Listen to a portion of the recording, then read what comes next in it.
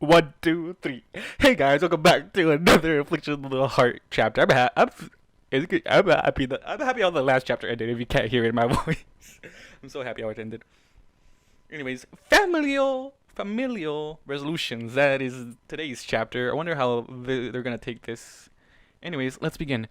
A pin rolled off the counter next to the sewing machine and fell to the carpet with an audible sound. The door opened and a fiery-maned Pegasus poked her head in. Hey, Threadbare, I was just... She paused, looking in the scene in front of her. A changeling, Threadbare, Gale Force, Warden, and a little Corn filly chewing on an ice cream cone in the corner, and openly speaking, all staring at one another. Leaving, she finished, instantly turning around and walking back out.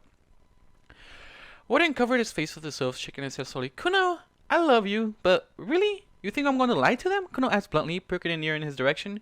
Warden mulled that over for a moment, chewing on the inside of his cheek. Well, actually, yes. Kuno snorted once, rolling her eyes. They would have figured it out eventually. Not all at once, Warden protested, rubbing a hoof against his forehead, wincing. Goforth stared at Kuno, brow furrowing deeply, before he punched his hoof with the other, frowning. This isn't a dream, Kuno said with a long sigh. Goforth harumphed. I was kind of hoping... So, you're a changeling. Evidently, Kuno quipped. Gilforce looked back and forth between Kuno and Warden, his wings giving an irritated flick and flutter. What are you doing to my son? Threadbare asked suddenly, snatching a large knitting needle of the counter in front of her and brandishing it like a dagger. Whoa. She just got so defensive, like... Warden knows she's a changeling. He married the changeling in changeling form for reasons. Kuno rolled her eyes, completely unperturbed. I'm not doing anything to him at the moment. Thurber gave a low growl, suppressing her. I don't believe you. Gilforth extended a hoof to his wife. They've been together long enough to have a foal, which must have been a trial in and of itself. I doubt you're going to get anywhere with a knitting needle. She's a changeling, Threadbare protested.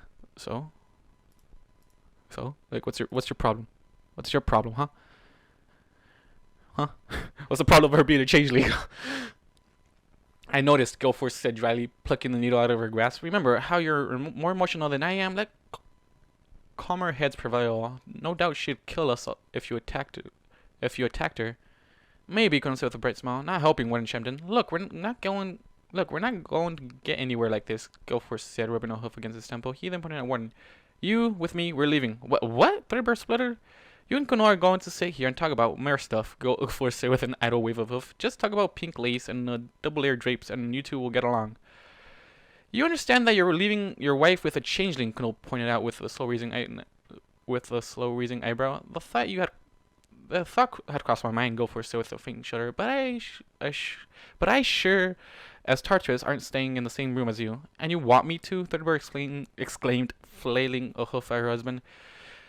They're freaking out internally. Gilforth turned to face his wife, holding up a hoof pleasantingly before slowly curling in non-sweating pink frilly lace, and then turned to push Warden. Come on, me and you are going to get a drink. I don't drink, Warden said with a faint shudder. Well, you're going to start, wimp. Gilforth pushing her harder.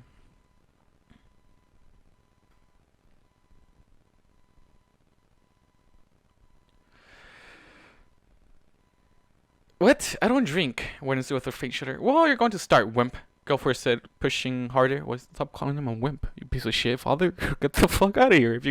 Warden gave a long, weary sigh and allowed himself to be marched towards the door. He looked back over his shoulder with a forlorn glance. Kuno, try not to do anything weird.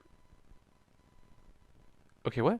Kuno, try not to weird my mom out too much, yeah? Kuno stretched a salute in his direction with a slight grin. I'll make sure I do. Warden winced again and then was pushed bodily out the door before it slammed shut, leaving Kuno, Threadbare, and Swarm alone in the room. Well, this is awkward, Threadbare said, rubbing a hoof against her neck helplessly. Kuno pricked an ear upward, stretching slowly. Feels good to get out of that Pegasus form, though.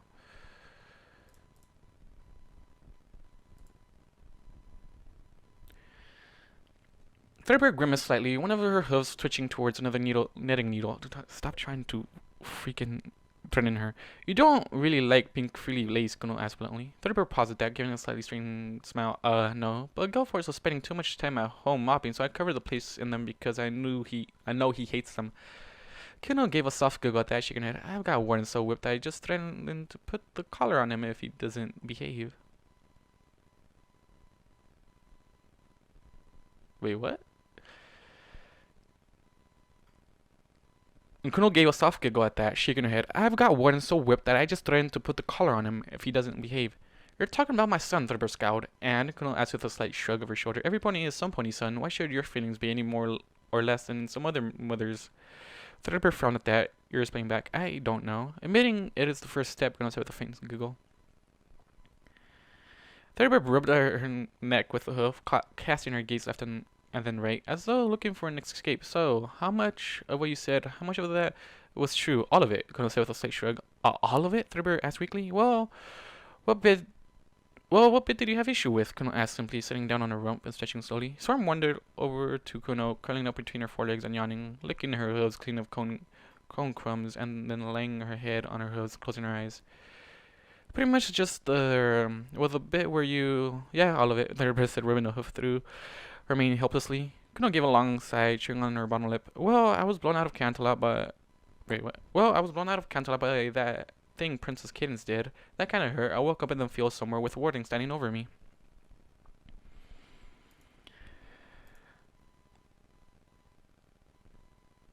Warden knocked me out and dragged me back to his cottage. She kept me dosed up on these magic suppressant pills that knocked me right on my ass with every single dose. He put a collar around my neck, locked it in place with a padlock, and then used a tether to keep me contained when he fed me meals. He really liked soup.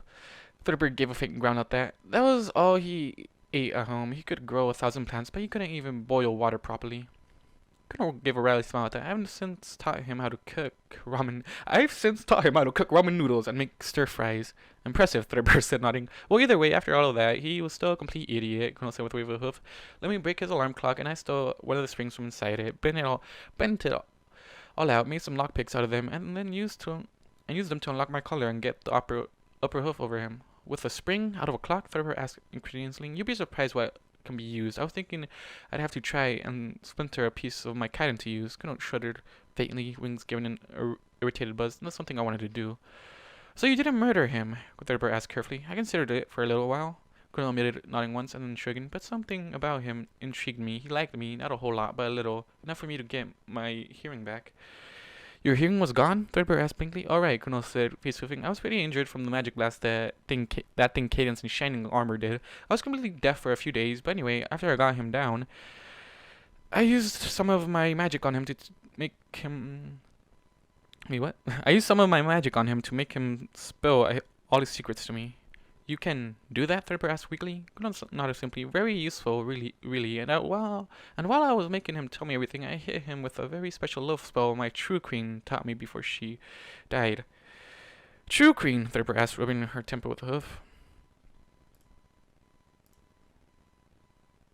From across the sea, Chrysalis is not my queen, and is actually in the Cantalot Dungeons as a direct result of Warden and I's choices, Kuno explained, waving a hoof early. But really, stuff happened, and we fell in love. Because you used a spell on him, Thurber exclaimed. Sure, Kuno said with a shrug, her wings buzzing, but that's neither here nor there at this point. It disappeared for a year or so after his spat with Daggertail. You know that unicorn I murdered. I like how she's so open with it. Let's go. You know that unicorn I murdered. And you're a murderer, Thurber said weakly. Daggertail was a vile creature. He was forcing your son to grow Aurora. Either way, I wanted off for a year, starting to miss Warden, and then came back for him. Yada yada yada, emotional crap. We got married, and then Chrysalis broke my cover, and Warden found out about the magic I was using on him, so he hated me for a little while, a few hours at least. Beat the absolute crap out of me, too, Kuno said with a frown, rubbing her cheek. Remembrance, kinda easy to forget that we're supposed to be mortal enemies when we'd been together so long. Thurber frowned deeply at that. But now you're back together? Warden realized he actually did love me, Kuno said matter-of-factly. Thurber's eyes narrowed slightly. Let me guess, you used your magic to help him along to that point? Kuno shook her head slowly. Nope, not that time. Look, I love your son, Kuno stated, holding the mirror's gaze confidently. I love him more than I thought it would be possible. I spent more than 9 months as a Pegasus so that we could have a child together. I turned into a dragon for him. I murdered for him, and he is the sole reason that we're having this conversation face to face, and I'm not magically implanting the suggestion in your head that a changeling is a great thing to have as a daughter-in-law.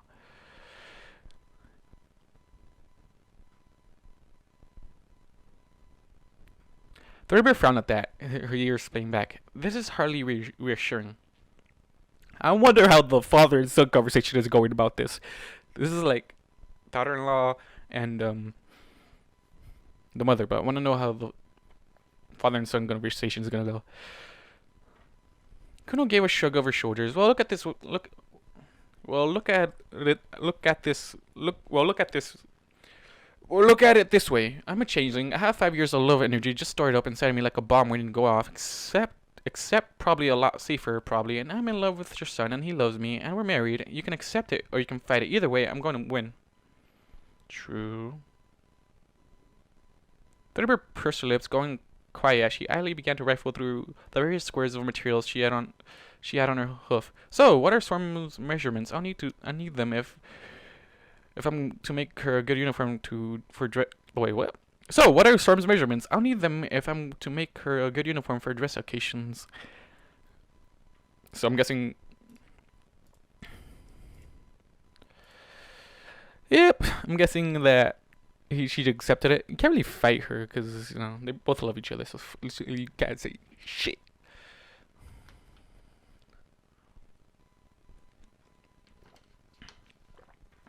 Alright. Went inside as he was pushed into the bar area of the Wonderbot's headquarters. A long, polished oak bar stood against one wall, with a series of bottles set up neatly behind it and upside-down glasses lined up on the bar itself. It was the place for the Wonderbots to unwind after training sessions, and right now it was deserted. Gil first leaned over the bar, snatching up a bottle of Cloud cider. It was especially made in a cloud formation process from the finest of apples, specially selected from sweet apple acres. Gil first picked up a pair of glasses, throwing them down on a table, then taking the chairs off of the table and setting them down, sliding one across to Warden sit. Warden sat down in the chair, ears playing back. What are we doing? Gilforce poured out 2 different glasses of liquid and slid one of them across the table to Warden. Drink. Frowning, Warden picked up the glass of liquid and sniffed it gently, nose wrinkling. Drink, Gilforce stated again, picking up his own glass and taking a long gulp. Don't make him drink. Okay, fuck you. Fuck you, just gonna turn him into an alcoholic. Fuck you! Warden frowned again, grimacing, and then taking a larger gulp of liquid, he breathed out heavily, making a face and then squirming helplessly. Ugh, burning. Get over it, ya pussy, Gilforce said, downing the rest of his glass without hesitation and then refilling it. So, a changeling, huh? Warden nodded slowly. A changeling. You knew she was a changeling all along, right? Gilforce asked bluntly. Yeah, I kinda gave it away when I found her unconscious in the field, Warden admitted, frowning and taking another gulp of the cider, wrinkling his nose at the burning sensation. Gilforce frowned at that, sipping his drink. And you didn't turn her into the guard. They would have executed her, Warden said defensively. Gilforce slowly raised her brow. Do you really believe that? That Princess still would execute some pony, even a changeling? I couldn't take the chance, Warden admitted, looking away. I wasn't going to be responsible for her. For her death. Responsible for her death, okay. You're such a pansy, Gilforce said with a slow shake of his head, sighing and taking another deep gulp of the alcohol. You might want to slow down on that, Gil. You're going to get drunk really, really fast, Warden cautioned with a frown. Why don't you ever call me Dad? Gilforce asked bluntly, his words starting to slur slightly, even as he refilled his glass. Because you've never really been a father to me, Warden admitted, frowning down into his mostly empty glass, rolling the golden liquid. You didn't mean to me, treated me like crap, made fun of my life choices. I was nothing but a disappointment to you, and you made sure I knew it. A boy's gotta be tough to make it alone in the world, Gilforce stated bluntly, waving a hoof and then moving to refill his glass. Warden placed a hoof on the bottle, frowning deeply. There is a difference between tough love. There's a difference between tough love and simply treating someone like shit and hoping that they'll get tough from it. Gilforce scowled, snatching the bottle away from and cradling it against his chest before taking a large gulp from it, ignoring his empty glass.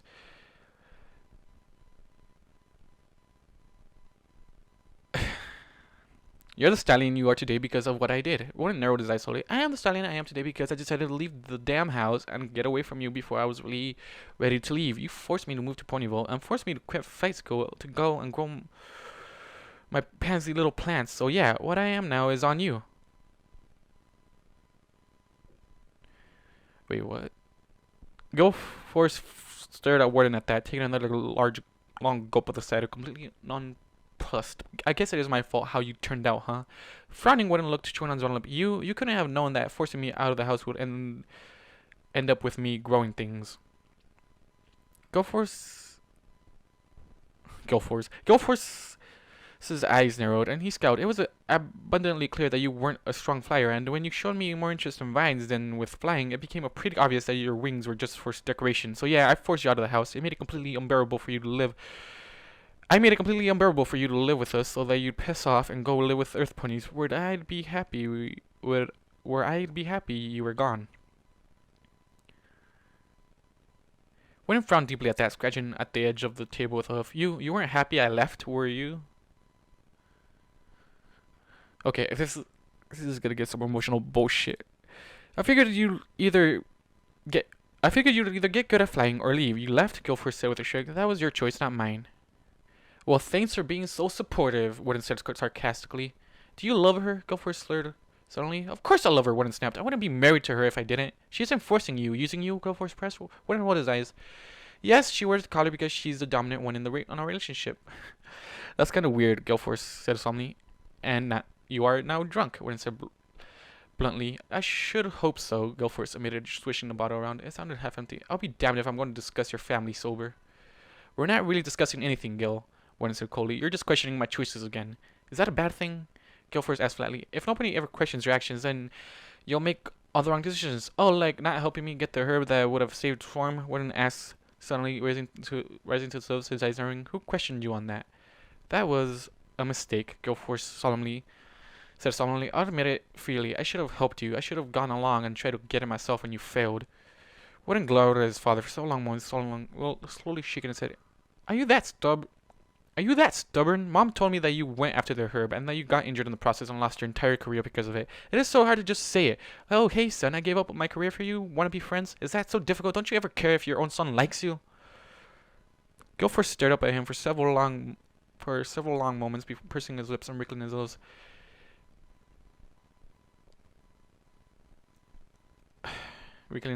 I'm not here to be your friend, boy. I'm here to be your father.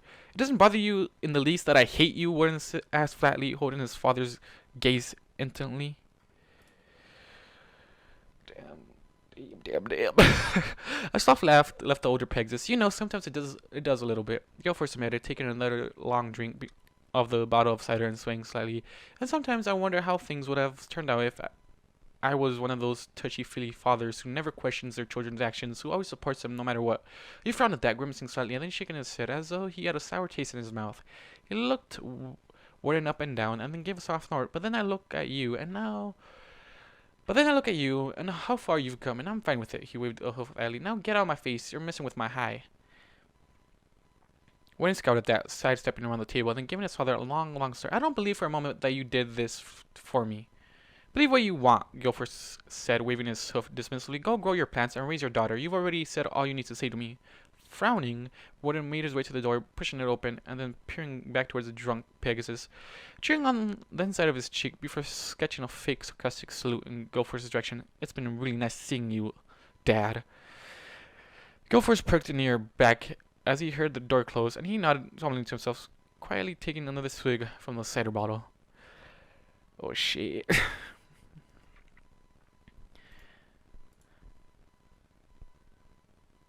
Goddamn.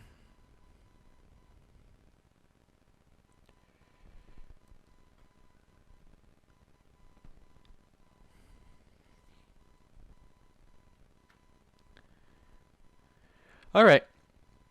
I'm gonna read the second part of the next chapter in this video. Nonsense. I don't even know what to call these.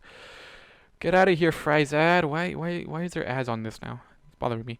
Anyways, nonsense. I should get a drink though. I should drink real quick first though.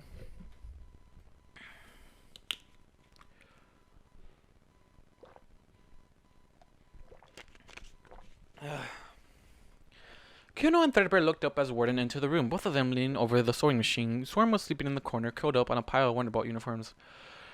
Oh hey, how did the whole talking thing go? Kuno asked, surreptitiously sliding a frilly pink lace underneath a square of fabric.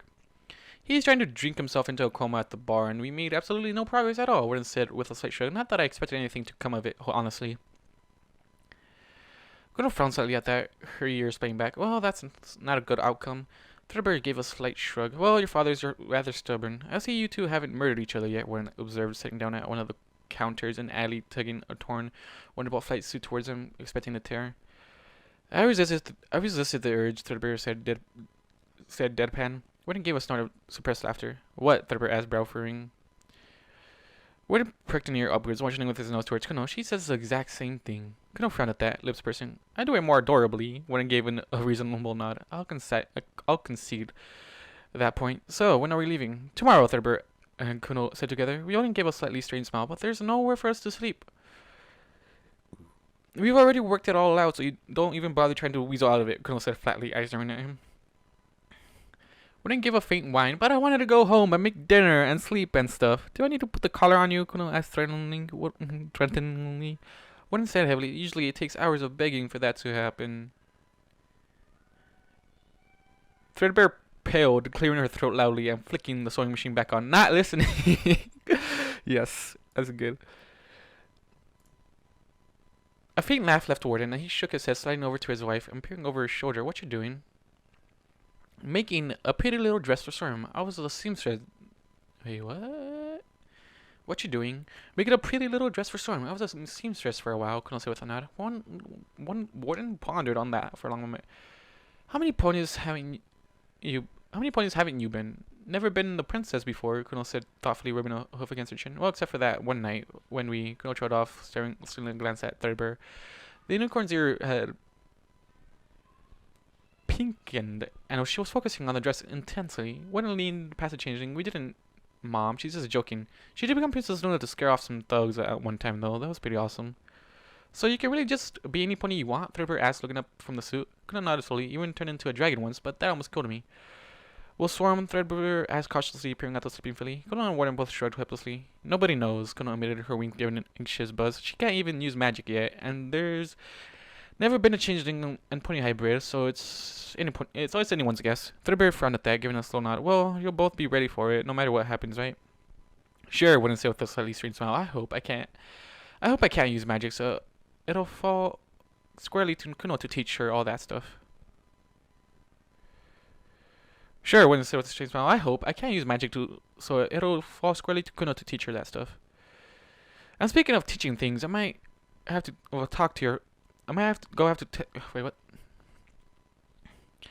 And speaking of teaching things, I might go have a talk to your father, Kuno said brightly, standing up. Warden stopped her with an outstretched hoof, shaking her hesitantly. I know what your talks are like, and I don't think he'll survive. But I just want you to love each other, Kuno said with a faint whine. I'm afraid it's going to take a lot more work than a day can contain, Warden said with a shake of his head. Kuno gave a long sigh. Fine, I won't interfere. Do you promise? Warden asked pointedly. So is she just is she just in her normal form right now? That's my question. Is she just in her normal form at this moment? Kuno slowly raised an eyebrow. Warden gave a long suffering sigh, dropping himself. Of course you don't. Threadbare pricked her ears upwards. You two are cute together. I know, right? Kuno grinned at that. Her expression turned evil. Did you hear that, Warden? The magic is working. Threadbare paled, her eyes widening. Kuno peered back at her, expression blank, before she dissolved into laughter. Warden just slowly shook his head. They are adorable, though. They're adorable. Warden stretched lazily and harumphed as though he threw himself across his old bed, and was off season for the Wonderbolts, and with no recruits coming through and half of the old recruits being axed through a process of natural selection, the headquarters were relatively empty. It felt decidedly odd to be in his old quarters. He had never been a strong enough flyer to get anywhere near the Wonderbolts themselves, so he always felt completely out of place, especially since he was more interested in the plants growing in the lobby than any of the complex flying tricks the bolts could do. There was a knock at the door, and Warden looked up, giving a single blink. Spitfire was in his doorway, head canted to the left, watching him. Hi, Warden. I heard you were back in here. I have a present for you.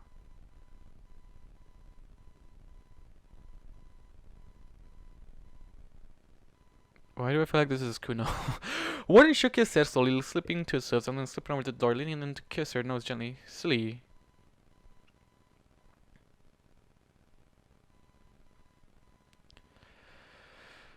Yeah, he knows it's Kuno. Let's hope it's Kuno, because if it's not, fuck.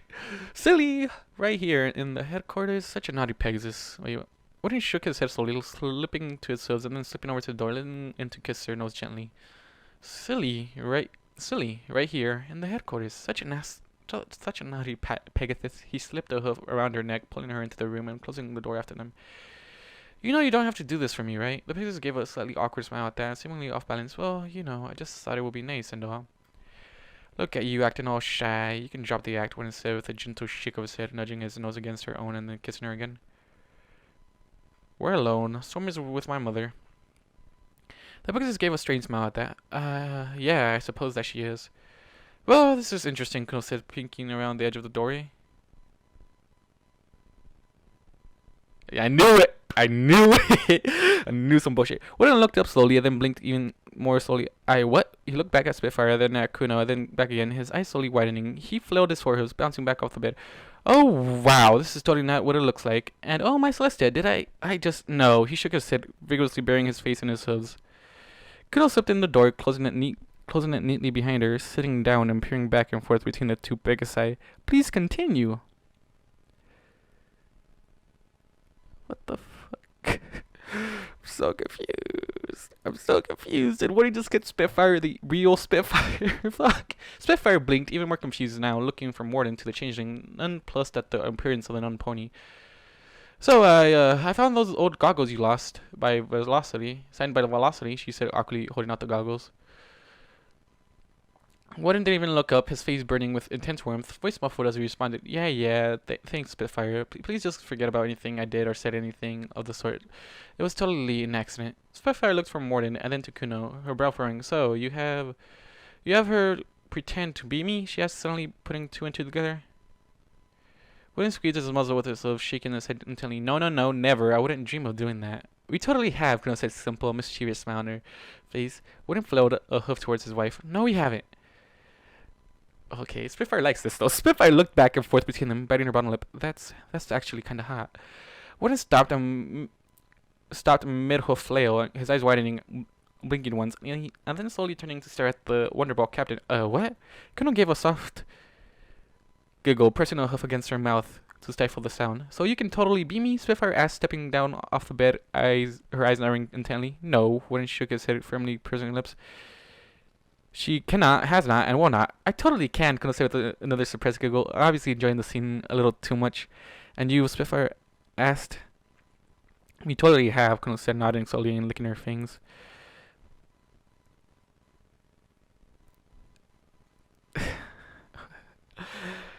Kuno licking her fangs. Warden flailed a hoof at her. She's lying. Spitfire looked back and forth between them. You don't think that I could? No, Warden cut across her, shaking his head firmly and pushing her bodily towards the door with both hooves. Time to leave. No, please!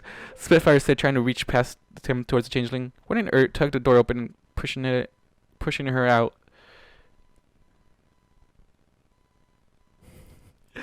What the fuck is happening?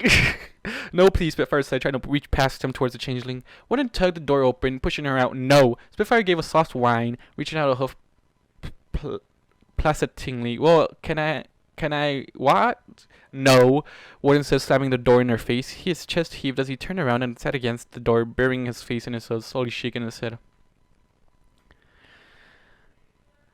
Kuno stared at him for several long moments, biting her bottom lip, tears in her eyes. I honestly just love this place, she murmured before dissolving into helpless, rattling laughter.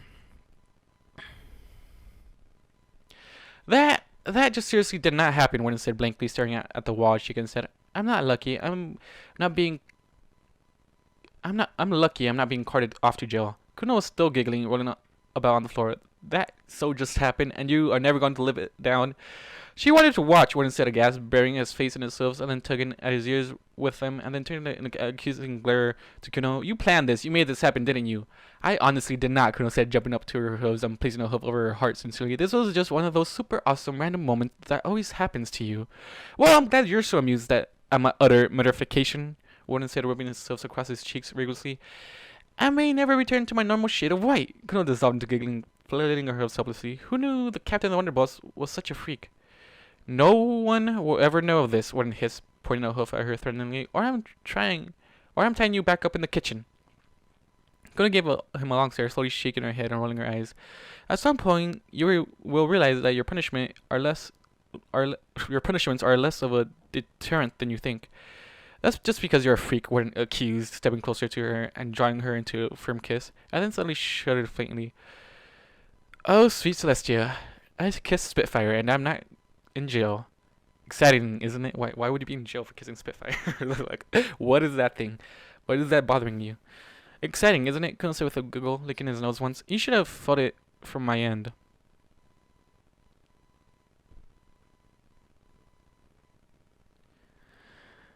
You should have felt it from my end. She felt She went from disgusted to intrigued in a microsecond. How could anybody be interested in themselves? Warden asked, utterly confused. If you turned into me, I wouldn't even be interested at all. I'd probably be extremely off-put and completely sheeved out. Kuno gave a thoughtful hum, looking up at the ceiling. On a completely unrelated note, I know what I want for my birthday. Warden paled. What do you want for your birthday? This is like a random thought that just... Kuno gave a suppressed giggle, kissing his nose gently. To answer your question, it's called narcissism. Most top athletes and models and whatnot have it. They love their own image. Warden frowned at that. Does that mean you could turn into one of them and love yourself and get an infinite energy? Is a narcissistic changeling like a never-ending battery? This doesn't work like that, silly, Kuno said, leaning forwards and nudging him affectionately. So what are these goggles she brought for you?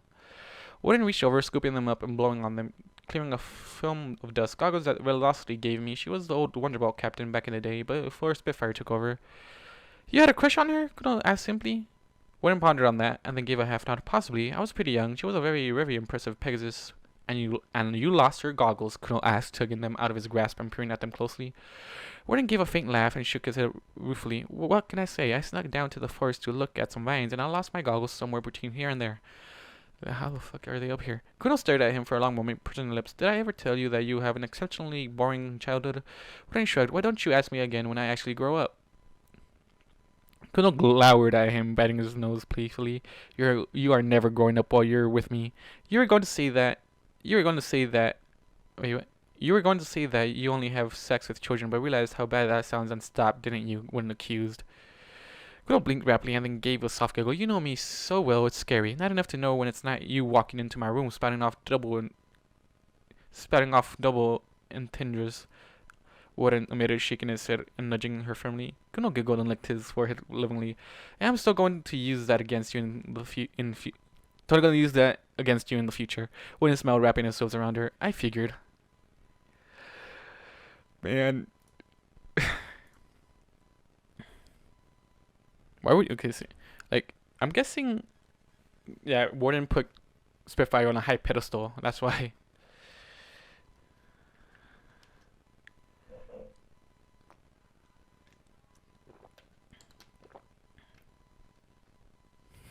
Gale Forrest looked up from his drink as he heard a bell jingling and peered over his shoulder. Warden pulled up a chair beside him, sitting down at the counter and pursing his lips slightly.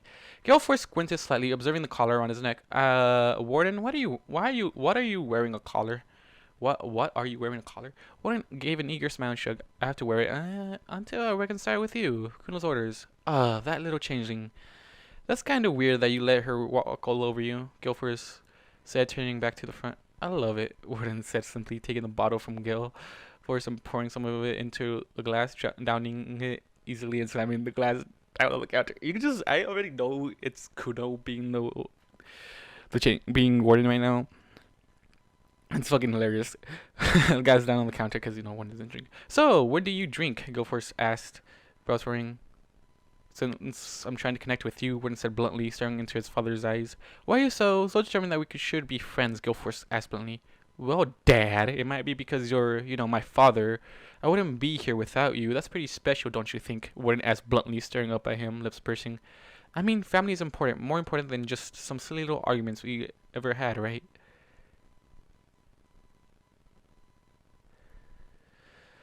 Gale Forrest grunted slightly in response, picking up the bottle and taking a deep swallow from it. I don't know what you want from me, Warden. I want to know that you love me, Dad, Warden said, frowning deeply, leaning against the counter. That isn't too much to ask, is it? I mean, you don't have to come out and say it, but it would be nice if you let me know somehow, even now and again. Every now and again.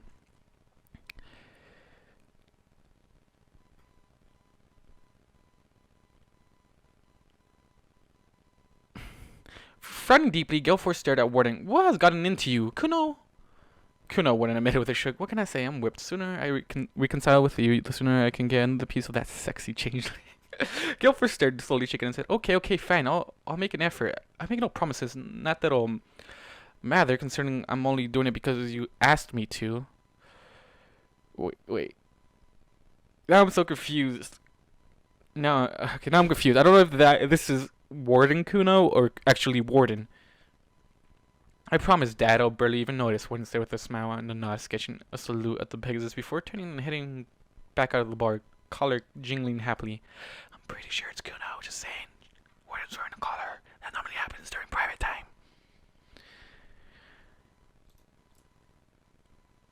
Yeah, man.